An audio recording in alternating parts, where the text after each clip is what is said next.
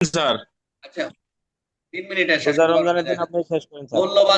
মূল্যবান জামানত এটা একটা গুরুত্বপূর্ণ ডকুমেন্ট, যেটা হচ্ছে আইনগত ভাবে তৈরি হবে সম্প্রসারণ। এই যে এক প্রথম টাইপ, যে মূল্যবান জামানত বলতে বোঝায় কোন আইনগত অধিকার থাকবে, তৈরি হবে, সম্প্রসারিত হস্তান্তর হবে, সীমাবদ্ধ বাতিল চুক্তি এর ব্যবহৃত হবে। আর এটা যার মাধ্যমে স্বীকার করবে আইনগত তার দায়িত্ব রয়েছে, অথবা যার মাধ্যমে স্বীকার করে তার নির্দিষ্ট আইনগত অধিকার নেই। একটা হচ্ছে আইনগত অধিকার রয়েছে, আইনগত অধিকার নেই। সহজভাবে বলতে গেলে যে এমন একটা ডকুমেন্ট যেখানে আইনগত অধিকার বা দায়িত্বের সাথে সম্পর্কিত, মনে রাখবেন যে এমন একটা ডকুমেন্ট যেটা আইনগত অধিকার বা আইনগত অধিকারের সাথে দায়িত্ব সম্পর্কিত, যেটি প্রমাণ হিসেবে ভ্যালুয়েবল সিকিউরিটি হিসেবে কি প্রমাণ হবে, ভ্যালুয়েবল সিকিউরিটি। আর এটা উদাহরণটা হচ্ছে যে রহিম একটি বিল অফ এক্সচেঞ্জের পেছনে স্বাক্ষর করে। এটা হচ্ছে স্বাক্ষর করার, ইন্ডোর্স করার অর্থই হচ্ছে যে এটা বৈধ হোল্ডারের কাছে স্থানান্তর করা যায়। এটা খেয়াল রাখবেন, যেটা এটা স্বাক্ষর করার মানে হচ্ছে এটা বৈধতা রয়েছে। এই ইন্ডোর্সমেন্টটা যে করবে এটা হচ্ছে ভ্যালুয়েবল সিকিউরিটি। আর আমরা তো বললাম যে এটা মূল পয়েন্ট হচ্ছে আইনগত অধিকার, একটা দায়িত্ব সম্পর্কিত থাকবে। এটা এটা ব্যবহার প্রভাব ফেলতে পারে কারো। তো এটা কোনো সাধারণ লেখা বা নোট নয়। এই ভ্যালুয়েবল সিকিউরিটি এটা কিন্তু সাধারণ নোট বা লেখার ভিতরে প্রযোজ্য হবে না, এটা বলেই তো দিলাম।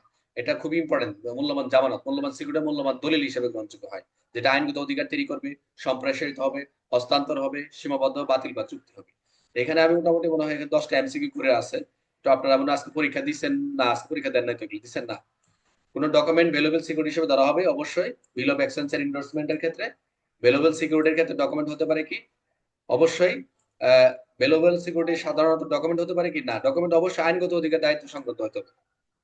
ভ্যালুয়েবল সিকিউরিটির কাজ, কোনো কাজ করা যায় আইনগত অধিকার তৈরি হস্তান্তর। এটা হলো মূল কথা, যে আইনগত অধিকার তৈরির জন্য এটা হস্তান্তর করা হবে। ওই যেটা যে বিল অফ এক্সচেঞ্জে পাশ সই করতেছে, এটা আইনগত ব্যবহার করার জন্য। আচ্ছা, বিল অফ এক্সচেঞ্জের পেছনে স্বাক্ষর এটা কি হবে, অবশ্যই ভ্যালুয়েবল সিকিউরিটি হবে। ভ্যালুয়েবল সিকিউরিটি, ভ্যালুয়েবল সিকিউরিটি কি কেবল তখনই সম্পূর্ণ অনুকরণ করা হবে? না, অনুকরণ করার সুযোগ নেই। কোন ডকুমেন্ট ভ্যালুয়েবল সিকিউরিটি গণ্য হবে না? চেক, পাওয়ার অফ অ্যাটর্নি, বন্ধুর কাছে লেখা চিঠি। কথা এই বন্ধুর কাছে লেখা চিঠি কোনো একটা ভ্যালুয়েবল সিকিউরিটি হিসেবে গণ্য হবে না। তো যাই হোক, এখানে এমসি গুলো আপনারা পড়ে নেন যেগুলো আছে। আমরা 30 পর্যন্তই থাক। আমি আজকে 31 পর্যন্ত শেষ করতেছিলাম, কারণ হচ্ছে লাস্ট মিনিট চলতেছে।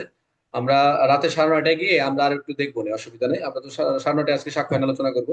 সবাই ক্লাসে আসবেন, সমস্যা নেই। যেহেতু রোজা রমজান দিন, আমরা চেষ্টা করলাম 30 পর্যন্তই থাক। এখানে প্রত্যেকটা ইম্পর্টেন্ট। এই আজকের যে আলোচনাটা সব ভালো করে পড়বেন, কারণ সামনে আমাদের এই আলোচনাগুলো লাগবে। সামনের যে সম্পত্তি জনিত ক্ষেত্রে, অপরাধের ক্ষেত্রে এই আলোচনাটা লাগবে। এই আজকের যে ক্লাসটা হবে, ঠিক আছে? স্যার পিডিএফটা দিয়ে দেন স্যার। দিয়ে দিয়ে দিছি, পিডিএফ দিয়ে দিছি। পিডিএফ তো সকালে দিছি। পান নাই? জি আরে স্যার। নাজমুল দিয়ে দাও, জি স্যার। নাজমুল দিয়ে দাও। জি, স্যার। ঠিক আছে, সকলে ভালো থাকুন, ক্লাসটা কেটে যাবে।